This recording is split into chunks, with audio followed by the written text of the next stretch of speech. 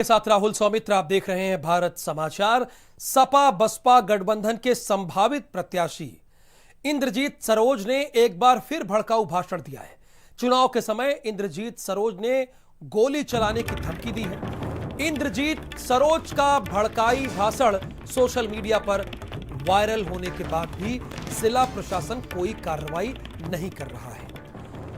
इंद्रजीत सरोज के बयान पर पुलिस खामोश क्यों है?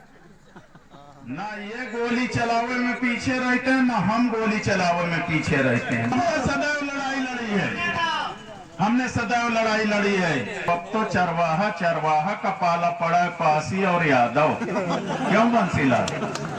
हाँ, चरवाहा का पाला पड़ा है। ना ये गोली चलावे में पीछे रहते हैं, ना हम गोली चलावे में पीछे रहते हैं। हमने सदैव लड़ाई लड़ी है, हमने सदैव लड़ाई लड़ी है। अब तो चरवाहा का पाला पड़ा है पासी और यादव। क्यों बंसीलाल? हाँ, चरवाहा का पाला पड़ा है।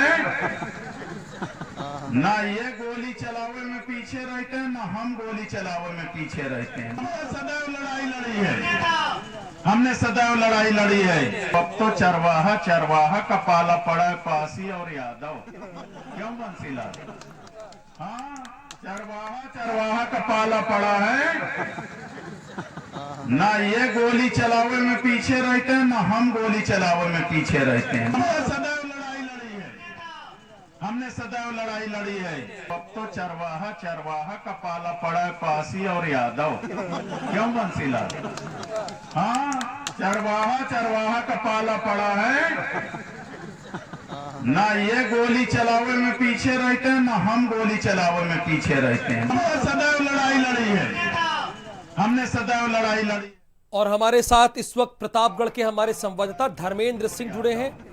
धर्मेंद्र, ये क्या कह रहे हैं? सीधे जनता के बीच में गोली मारने और चलाने की बात कर रहे हैं।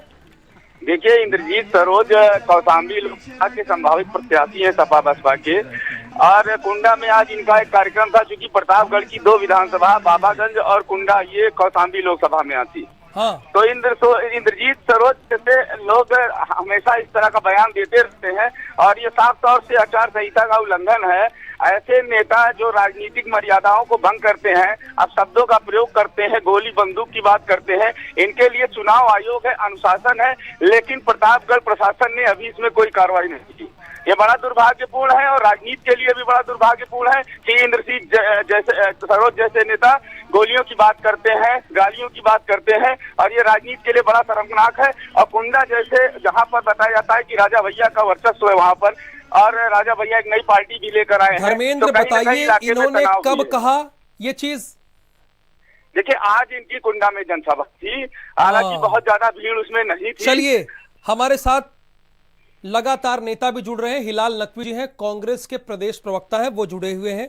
हिलाल जी, देखिए, मुद्दों की बात होनी चाहिए और जनता के हितों की बात होनी चाहिए। सपा और बसपा के संभावित प्रत्याशी हैं इंद्रजीत सरोज, वो कह रहे हैं कि ना ये गोली चलाने में पीछे रहते हैं, ना हम गोली चलाने में पीछे रहते हैं। कैसे देख रहे हैं आप इसे? नहीं, बहुत ही अफसोसनाक बयान दिया है। इस तरह के बयान जो है वो देना और जनता के बीच में जाकर के बताना कि इस तरह से गोली चलाने में ना हम पीछे ना वो पीछे हैं, अपने आप में निश्चित रूप से निंदनीय है। और हम उम्मीद करते हैं कि इस तरह के बयान आगे भी सुनने को नहीं मिलेगी, और जो राजनीतिक दल है वो भी इस बात का ध्यान रखेंगे कि ऐसे कैंडिडेट्स को वो टिकट ना दें जो आगे चल करके इस तरह के बयान दें और गोली और बंदूक चलाने की बातें करें। ठीक है, बिल्कुल। यहाँ पे हिलाल नकवी जी कह रहे हैं कि इस तरह के बयान की वो बिल्कुल निंदा करते हैं और सही नहीं देना चाहिए। हरीश श्रीवास्तव जी जुड़े हुए हमारे साथ, भारतीय जनता पार्टी के प्रवक्ता हैं। हरीश जी, अब तो गोली मारने की बात हो रही है, 13 दिन रह गया है, मतदान में गोली मारने की बात हो रही है। सपा बसपा की जो यूएसपी रही है, हाँ, उसी के अनुकूल श्रीमान इंद्र का सरोज का बयान है, और ये हिंसा को बढ़ावा देने वाला बयान है।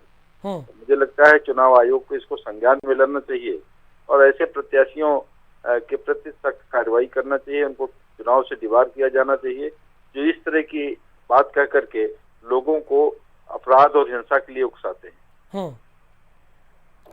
हरीश चंद्र श्रीवास्तव जी का सीधा सा कहना है कि चुनाव आयोग को इसमें संज्ञान लेना चाहिए, एक्शन लेना चाहिए। यही बात क्लियर हिलाल नकवी भी कह रहे हैं, जो कांग्रेस के प्रवक्ता हैं। ऐसे कैंडिडेट पर एक्शन होना चाहिए। ये समाजवादी और बसपा के संभावित प्रत्याशी हो सकते हैं। ये बसपा में बहुत दिन तक रहे हैं, मंत्री भी रहे हैं बसपा की सरकार में, और थोड़े दिनों पहले ही ये आए हैं सपा में, और सपा और बसपा का अब हो गया है गठबंधन, जहां पर गोली चलाने और मारने की बात कह रहे हैं। अब 3 तस्वीरें हम आपको दिखा रहे हैं। आ जाइए, मतदान में 13 दिन बाकी है।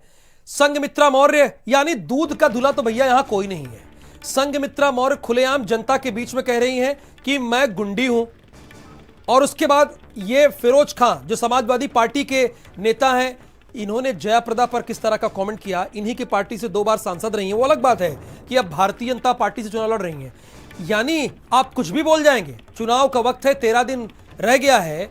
जो मन में आएगा, जो आप सोच रही वो बता रहे हैं। और तीसरी तस्वीर, प्रतापगढ़ में इंद्रजीत सरोज, जो कि बसपा सरकार में मंत्री भी रहे हैं, मूलतः कौशांबी के हैं, और थोड़े दिनों पहले इन्होंने समाजवादी पार्टी का दामन थामा।